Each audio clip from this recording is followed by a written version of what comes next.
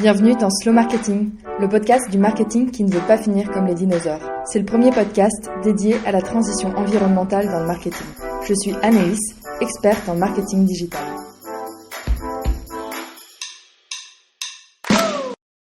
Hello Géraldine, c'est un plaisir de te recevoir sur Slow Marketing aujourd'hui. Avant de commencer, comment vas-tu? Eh bien, écoute, Anaïs, ça va très bien. Merci beaucoup de me recevoir sur le podcast. Je suis ravie d'être là. Géraldine, tu es consultante en stratégie climat pour les TPE, PME et startups. Est-ce que tu peux nous en dire un peu plus sur ton parcours? Oui, alors moi, du coup, j'ai commencé à travailler dans le marketing et la communication.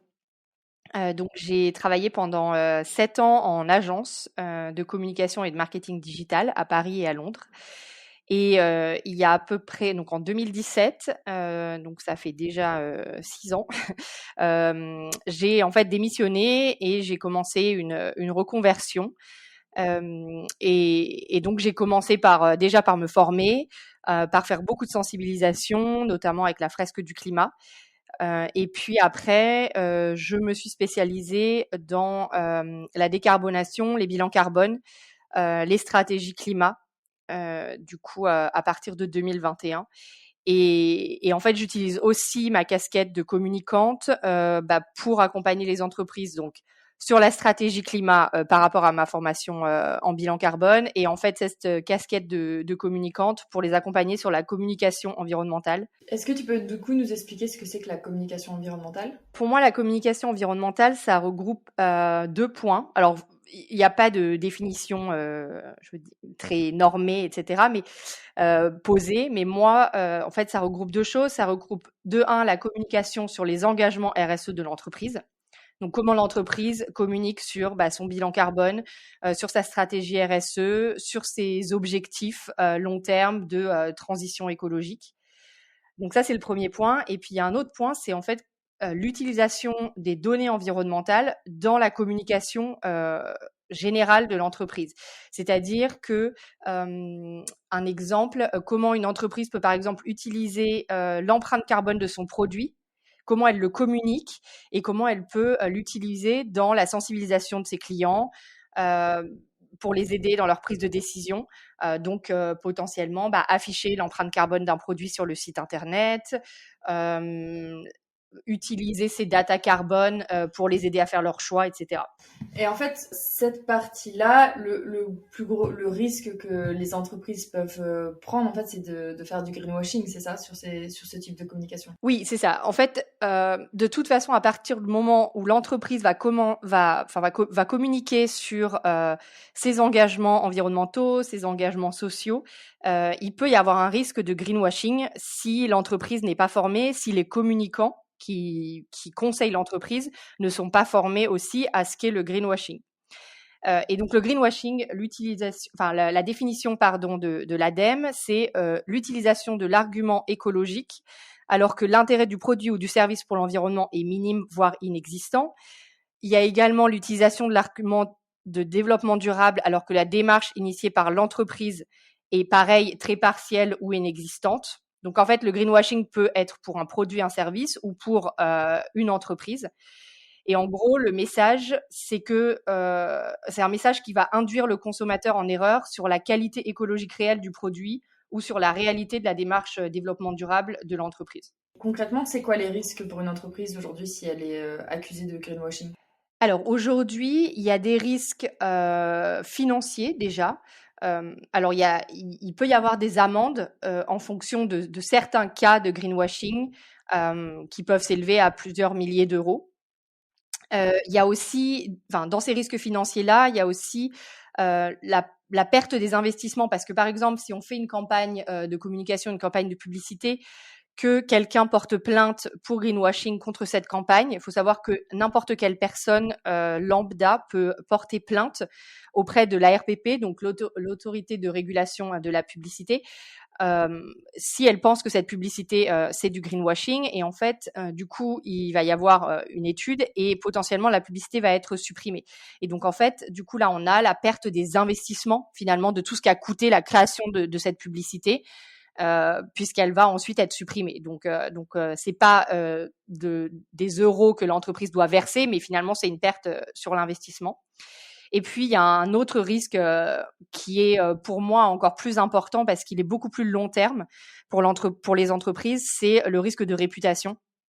Et en fait, aujourd'hui, il y a beaucoup d'acteurs qui dénoncent le greenwashing sur LinkedIn. Il y a des comment dire, des collectifs sur les réseaux sociaux et les consommateurs sont de plus en plus, comment dire, au courant de ce qu'est le greenwashing et de plus en plus exigeants sur comment les entreprises vont communiquer sur ces engagements environnementaux.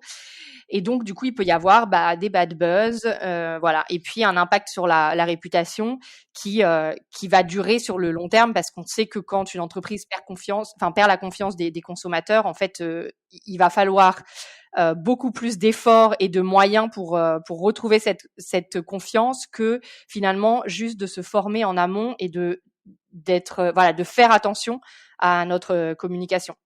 Et en fait, je peux rajouter aussi par rapport à justement comment on remarque le greenwashing. N'importe quel consommateur ou citoyen, citoyenne peuvent remarquer le greenwashing avec plusieurs, il y a plusieurs catégories. Il y a des mensonges, il y a une promesse disproportionnée. Par exemple, on peut voir des entreprises qui peuvent dire ce vêtement en polyester recyclé sauve la planète. Donc en fait, là, on voit que c'est disproportionné parce que un vêtement ne sauve pas la planète et en fait, même si le vêtement est en polyester recyclé, ça a quand même un impact sur l'environnement. Donc en fait, là, c'est promesse disproportionnée. Il y a également des mots vagues. Donc quand il y a des informations qui sont insuffisantes et en fait l'entreprise fait un peu exprès pour que justement le consommateur, la consommatrice ne comprennent pas vraiment et donc du coup reste un peu dans un flou, mais se dit ah bah tiens quand même si elle doit parler de ça, c'est que cette entreprise doit être engagée. Il y a des images aussi, des images, des couleurs. Donc, quand on repeint son site internet en vert, quand on utilise beaucoup d'images de nature, etc. Par exemple, mettre des petites feuilles sur un logo. Voilà, là, on sait que l'entreprise essaye vraiment de montrer qu'elle prend des engagements et que parfois, c'est plus que les engagements réels. Et donc, il y a aussi des preuves inexistantes. Donc ça, encore une fois, c'est avancer quelque chose et on ne le prouve pas ensuite, comme la durabilité d'un produit, un engagement sur une trajectoire neutre en carbone, alors qu'on ne peut pas le prouver derrière. Il y a également les faux labels. Donc ça, les faux labels, on peut le voir. Alors il y a 2 exemples que j'ai en tête. C'est la marque, c'était une marque de thon en boîte qui avait créé un label en fait pêche durable ou pêche responsable. Et en fait, ce label a été créé par la marque selon ses propres critères. Donc évidemment que, on est très très limite sur l'engagement environnemental puisqu'il n'y a pas de personne tiers qui va vérifier que les critères sont assez ambitieux et exigeants et qui donc ont vraiment un impact sur la réduction de l'impact de ce produit sur l'environnement. Et en fait, en mettant une sorte de faux label avec tout le design associé au label, et les consommateurs, consommatrices vont se dire en fait là ils sont engagés alors qu'en fait ils le sont pas, ou en tout cas pas autant que ce qu'ils le montrent. Et puis enfin, il y a une autre catégorie pour repérer le greenwashing, c'est une fausse exclusivité par rapport à la loi. C'est-à-dire que là, on le voit par exemple avec la loi qui impose au fast-food d'utiliser de la vaisselle réutilisable. Et en fait, récemment, Burger King a fait des affiches de pub en disant, nos boissons sont encore plus responsables parce qu'elles sont bues dans de la vaisselle réutilisable. Sauf qu'en fait, c'est une obligation par la loi, donc c'est pas du tout un engagement de la part de l'entreprise. Et elle essaye de le mettre en avant et de faire croire qu'ils ont pris des engagements, qu'ils agissent, alors qu'en fait, il se plie juste à la loi et voilà. Dans cette même lignée, est-ce que tu peux nous en dire un peu plus sur la loi anti-greenwashing qui est entrée en vigueur le 1er janvier dernier ? Oui, alors cette loi qu'on appelle loi anti-greenwashing, en fait, c'est l'application d'un décret d'avril 2022 qui fait partie de la loi climat et résilience et qui vise très spécifiquement tous les termes associés à la neutralité carbone, donc neutre en carbone, zéro carbone, empreinte carbone nulle, climatiquement neutre, 100% compensé. Voilà, tous ces genres d'allégations qu'on a vu quand même fleurir énormément sur des publicités et dans des communications de marques.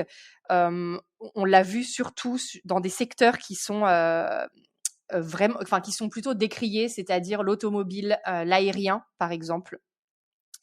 Et donc en fait, les entreprises maintenant qui utilisent ce vocabulaire-là doivent absolument apporter des preuves chiffrées et documentées à ces affirmations. Et donc les preuves sont quand même assez importantes, assez ambitieuses. C'est déjà un bilan carbone des effets de gaz à effet de serre du produit ou du service concerné, ou alors de l'entreprise.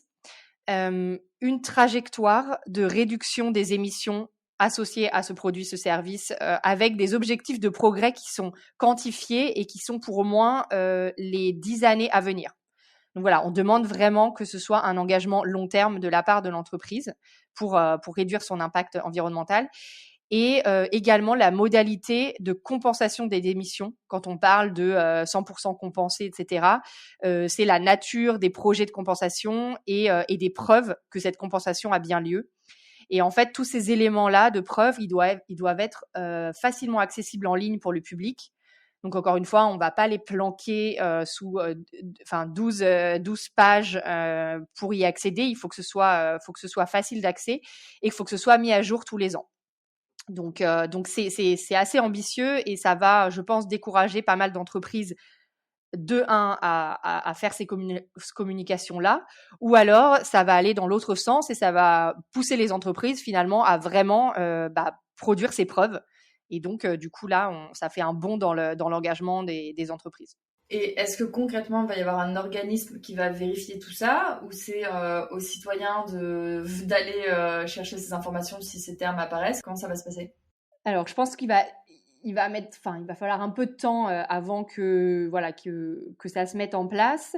Mais non, normalement, ça doit être vérifié. Et justement, ce sont les autorités de régulation de la publicité, tous les organismes qui s'occupent des communications, les associations de professionnels aussi de la publicité qui vont pouvoir. En fait, ça va pas être proactif, je pense. Je suis pas sûre, mais je pense que ça va pas être proactif, c'est-à-dire que il va pas y avoir une vérification de toutes les publicités, etc. Mais en tout cas, il va pouvoir y avoir une dénonciation des publicités des entreprises qui ne respectent pas ces engagements-là. Et ça, cette dénonciation, elle peut être faite par n'importe qui, en fait. Et ça va permettre du coup à ces autorités de pouvoir plus facilement et plus rapidement en fait punir entre guillemets les entreprises aussi, parce que voilà, c'est vraiment écrit, il y a cette loi là et donc en fait on utilise ce décret là et donc il y a plus de flou en fait juridique autour du greenwashing sur ces aspects là. Oui, parce qu'on entend aussi souvent parler de greenwashing non intentionnel. Est-ce que ça rentrerait en fait dans ces cas-là? Alors oui, en fait, alors moi je distingue du coup le greenwashing non intentionnel et le greenwashing intentionnel. Donc le greenwashing non intentionnel, est fait par des entreprises et des communicants qui en fait ne sont pas formés, donc ils ne sont pas au courant des lois, notamment par exemple de celle-ci. Euh, Ils ne sont pas au courant de ce qu'est le greenwashing, de se dire en fait si on utilise aussi du vocabulaire comme recyclable, biodégradable, ça c'est pareil, il y a des législations qui sont en train de passer sur ces termes-là en fait, et d'ailleurs qui il me semble sont déjà passés en fait sur les termes recyclable, biodégradable, compostable, parce que c'est très difficile de comprendre. Compostable par exemple, en fait c'est compostable mais uniquement dans un compost industriel. Donc en fait, il faut pas que les consommateurs et consommatrices puissent se dire ah bah tiens ce sac plastique est compostable, donc en fait je peux le laisser dans la forêt et il va se composter, parce qu'en fait pas du tout, c'est compostable avec des critères et des conditions bien particulières qui sont généralement pas du tout écrites sur les emballages. Euh, donc en fait, voilà, quand on n'est pas formé, on peut ne pas, voilà, ne pas savoir ça. Donc ça, c'est le non intentionnel. Le non intentionnel, ça inclut aussi pour moi les entreprises qui sont engagées et qui juste ne font des erreurs de communication et ne sont peut-être pas assez strictes sur leur communication. Parce que voilà, elles sont engagées, elles ont envie de le faire savoir et c'est bien, mais il faut, enfin voilà, faut que ce soit un petit peu encadré.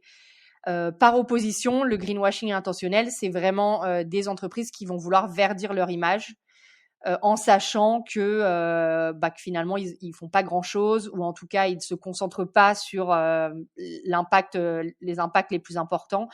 Là-dessus, moi, je vois par exemple, enfin, toutes les marques de mode, etc. On sait qu'aujourd'hui, le plus gros problème du secteur de la mode, c'est la surproduction de vêtements qui sont produits. Enfin, il y a des millions de vêtements qui sont produits par an. Et donc, en fait, une entreprise qui dirait, ah bah là, j'ai fait une ligne de 2-3 robes en polyester recyclé. En fait, elle essaye de verdir son image, alors que à côté, elle n'a pas pris, par exemple, une décision de se dire, en fait, je diminue ma production de vêtements. Ne serait-ce que de quelques pourcents, mais sur le long terme, on se dit, bah, on diminue la production de 5% par an et au final, sur 10 ans, bah, on avance. Et donc là, il y a vraiment un détournement de l'attention du consommateur vers des petites actions qui finalement n'ont pas beaucoup d'impact pour faire croire qu'on a pris le problème à bras le corps et qu'on agit. Donc voilà, ça ce sont les deux types de greenwashing. Et en effet, malheureusement, si les entreprises qui sont vraiment engagées mais qui ne font pas attention, se forment pas, en fait, ça peut rentrer du coup elles peuvent être accusées de greenwashing complètement. Ce qui est très dommage du coup, parce que ça peut freiner la motivation et l'engagement des entreprises. Oui, complètement. Et dans ce contexte, c'est quoi tes conseils pour une entreprise justement qui souhaiterait communiquer sur son bilan carbone ou son impact environnemental? Alors ça, c'est hyper important. C'est ce que j'essaye de donner et d'appliquer avec à mes clients. Premier conseil qui est hyper important, c'est la transparence. C'est quelque chose qu'on manque et en fait, on a manqué dans les 20-30 dernières années en marketing et en communication. C'est vraiment la transparence, c'est-à-dire on a juste le produit, on a le prix, on a potentiellement la composition des vêtements parce que voilà, c'est sur l'étiquette, mais on n'a pas la composition de pas mal d'autres produits. Et c'est tout. Et en fait, on ne sait pas du tout ce qui se cache derrière. Et donc là, il y a une demande grandissante de tous les citoyens, citoyennes pour avoir plus de transparence de la part des entreprises. Donc c'est vraiment, soyez transparents. Et en fait, être transparent, ça veut parler de ce qu'on fait. Enfin, ça veut dire, parler de ce qu'on fait, mais ça veut aussi dire parler des difficultés et des limites que l'on rencontre aujourd'hui parce que, en fait, une transition écologique, c'est long. La société y va petit à petit et c'est pas possible de changer en 1 an, 2 ans et voilà, de transformer son business model, de faire tout bien. Et du coup, il faut être transparent en parlant des choses positives, mais aussi des difficultés rencontrées. Ça donne justement plus je veux dire d'humanité un peu oui, voilà, d'humanité à l'entreprise et à sa démarche. Et à côté de ça, je conseille aussi transparence et humilité parce que ne pas dire que ça y est, on est les meilleurs, c'est génial, on a fait une super innovation qui va tout révolutionner, qui va sauver le monde, sauver la planète, etc. Chaque entreprise a un impact sur l'environnement, donc ça n'existe pas de ne pas avoir d'impact. Personne n'est parfait. Donc en fait, il vaut mieux ne pas se clamer la plus verte, la première à avoir fait ça, etc. Plutôt rester humble et se dire que voilà, l'entreprise avance dans sa transition et voilà. Donc ça, c'est voilà. Premier conseil, c'est transparence et humilité. Un autre conseil, c'est vraiment donner le plus d'infos possible. Bon, ça se rapproche de la transparence, mais du coup, ne pas hésiter à avoir voilà une page dédiée sur son site avec la chaîne de production, les adresses des ateliers de production des usines, potentiellement la possibilité pour les clientes de télécharger les certificats de label, voilà, les justifications de dons à des associations. En fait, vraiment essayer de donner des infos parce que alors c'est pas la majorité des personnes qui vont aller creuser toutes ces infos, mais au moins quand une personne veut aller chercher, elle a les infos, elle n'a pas besoin, c'est pas un parcours du combattant pour les obtenir. Et voilà, donc ça, c'est un gage d'engagement. Et puis, je dirais un troisième conseil, c'est ne pas zapper en fait les plus gros postes d'émissions de CO2 et ne parler que des petites actions un peu insignifiantes parce que en fait, il faut prendre la chose à bras le corps, et si on est vraiment engagé, on peut pas passer à côté de se dire que comme l'exemple que je donnais pour la mode, en fait, c'est pas forcément les matières, c'est surtout la quantité de production. Et du coup, une entreprise de mode qui ne part pas de la surproduction, finalement, c'est que soit elle n'a pas compris le véritable enjeu climatique, soit soit elle sait pas comment communiquer. Enfin, pendant des années, la RSE s'est limitée à en fait des actions de mécénat ou de dons à des associations sans jamais remettre en question les propres modes de production des entreprises, quoi. Voilà, oui, exactement. C'est ça. Et en fait, voilà, moi, je vois par exemple des entreprises qui communiquent sur leur bilan carbone et donc, du coup, qui ensuite vont communiquer sur un plan d'action. Voilà, les 3 actions principales qu'ils vont mettre en place dans les 5 prochaines années. Et quand on voit que l'action principale, c'est sensibiliser ses employés à l'impact des transports pour qu'ils viennent le plus en transport en commun, en fait, là, on est quand même sur une petite action et il n'y a aucune action qui est vraiment sur le business model, la manière dont on produit ou dont on vend ses services. Et voilà. Et donc là, c'est vrai que c'est un peu problématique parce que c'est cacher comment dire le véritable la véritable action qui devrait être mise en place avec des petits gestes. Tant qu'on est dans le sujet de justement bilan carbone, émissions carbone, est-ce que tout ce qui est compensation carbone, ça peut être considéré comme du greenwashing? Alors ça, c'est une très bonne question. Je pense c'est énormément, c'est un gros et un vaste sujet.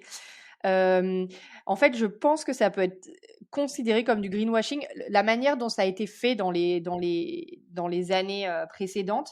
Alors après, il faut savoir que, encore une fois, le sujet n'était pas aussi mature qu'aujourd'hui, et il y avait beaucoup d'entreprises qui se disaient, en fait, c'est bien, je vais planter des arbres, et voilà, parce qu'à cette époque-là, on parlait pas autant du bilan carbone, on parlait pas autant des projets de compensation. Donc en fait, c'était pas à cette époque-là, dans le contexte, c'était pas forcément du greenwashing.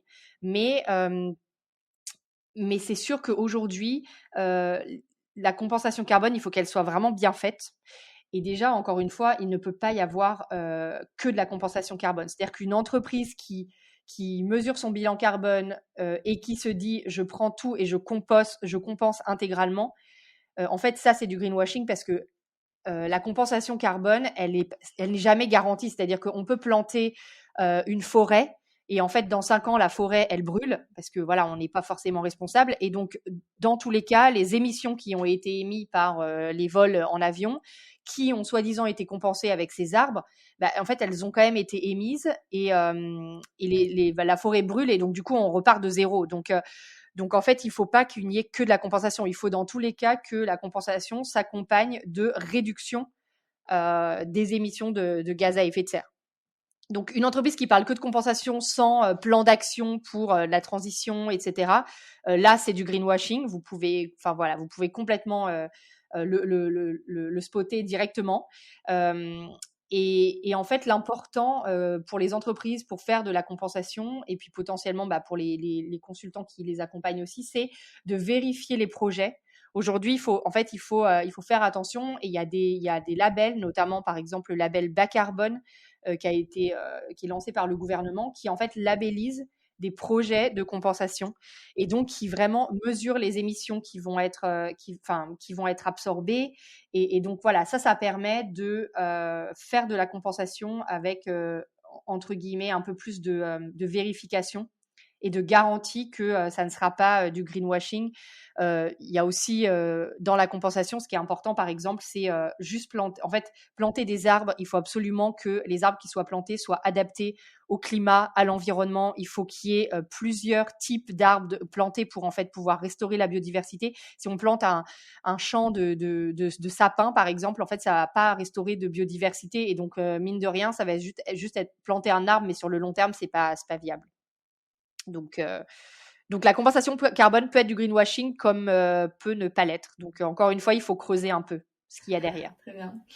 Est-ce que tu peux m'en dire plus sur le projet de ressources que tu es en train de faire avec Pauline Vétier? Oui, alors du coup avec Pauline, en fait, on s'est rencontrés sur LinkedIn et on a toutes les deux des carrières dans l'impact. On a des carrières différentes, c'est-à-dire que donc on est toutes les deux consultantes indépendantes. Moi, du coup, je suis consultante indépendante en stratégie climat. Donc, en fait, le cœur de mon métier, c'est de l'impact. Et Pauline, elle est consultante en marketing B2B et en relations presse. Et elle s'est nichée sur, du coup, un secteur à impact qui est la transition énergétique et les climate tech. Et donc, du coup, on a toutes les deux des carrières dans l'impact. Et en fait, on a beaucoup de questions, enfin quasiment toutes les semaines, de personnes qui veulent s'engager, qui veulent faire les choses différemment, des freelances, des salariés. Et donc, du coup, on s'est dit qu'on allait mettre en fait en commun toutes nos ressources, des conseils, des témoignages aussi de professionnels qui travaillent dans l'impact pour pouvoir aider ces personnes-là à se créer un écosystème professionnel à impact et puis du coup à opérer leur shift de carrière dans l'impact. Donc c'est un outil qui peut aider ces personnes-là. Et puis à côté de ça, on va aussi faire pas mal de live LinkedIn pour répondre aux questions gratuitement, directement, les questions sur lesquelles, qui sont posées, les formations, comment trouver des clients dans l'impact, comment trouver des entreprises à impact qui sont engagées pour que ce soit potentiellement un futur employeur ou des futurs clients d'ailleurs.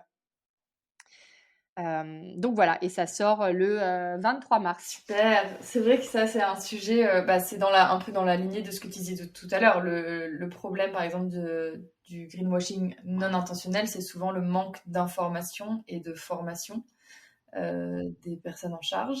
Ça me fait penser, j'ai vu un post passer tout à l'heure sur la croissance des investissements dans les sociétés à impact, mais la fin du post, c'était est-ce qu'il n'y a pas aussi parmi tous ces projets beaucoup de impact washing et donc de projets qui se disent à impact. Donc il faut aussi, même en tant que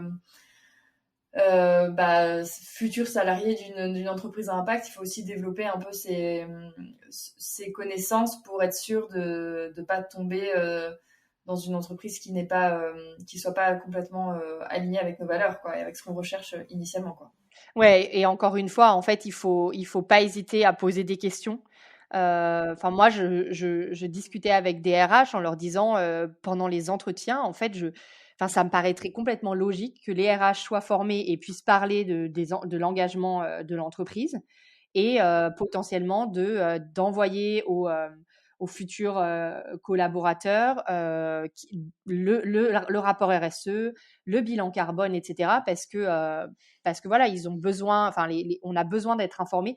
Donc, comme tu dis, en fait, il faut dans tous les cas, ce qui est un peu compliqué dans l'impact et dans la RSE, dans la transition, c'est qu'en fait, il faut creuser. Il faut aller chercher un peu les informations parce que c'est pas toujours évident de démêler le vrai du faux. Donc ouais, il faut être curieux. Il faut être curieux et ne pas se baser sur les seuls premiers arguments marketing que l'on peut voir, qui sont affichés partout. Faut être un peu curieux, aller chercher derrière. Ouais, développer ses compétences de questionnement, de remise en question.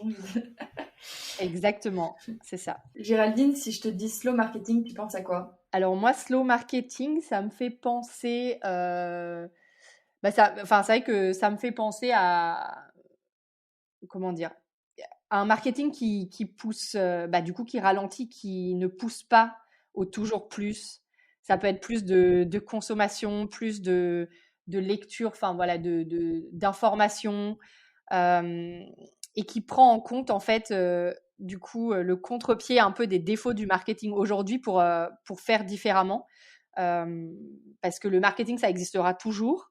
Et donc, en fait, c'est essayer de prendre en considération aussi plus le consommateur et la consommatrice qui sont en face pour leur permettre d'être un peu slow aussi de leur côté et de ralentir dans leur vie. Complètement alignée avec cette définition, merci. La question de la fin, selon toi, qui est-ce que je devrais inviter sur ce podcast ? Du coup, moi, je pense à Maxime van der Meerschen. Alors, je ne sais pas du tout, tu m'excuseras, Maxime, si je prononce mal ton nom de famille. Il est belge et en fait, c'est le cofondateur de Give Action. Et lui, du coup, il essaye de transformer le secteur de la publicité, de faire de la publicité positive, soit dans le message, notamment, par exemple, ils ont travaillé avec Back Market pour faire évoluer les messages. Ça peut être, vous avez besoin vous pouvez acheter chez nous un nouveau téléphone reconditionné uniquement si vous en avez besoin. Donc faire évoluer les messages et puis faire aussi évoluer du coup la manière de faire de la publicité pour que ce soit soit positif, qu'il y ait des retombées qui puissent aller à des associations. Donc voilà, mais il pourra vous en dire beaucoup plus sur ce qu'il fait. Et puis vous pouvez aussi le suivre sur LinkedIn parce qu'il publie pas mal sur le greenwashing notamment. Trop intéressant. C'est un sujet, la publicité, qui est dans ma to-do à creuser parce qu'effectivement, il y a très peu de données sur comment on peut faire de la publicité un peu plus clean, quoi. Trop bien. Merci pour la référence. Avec plaisir.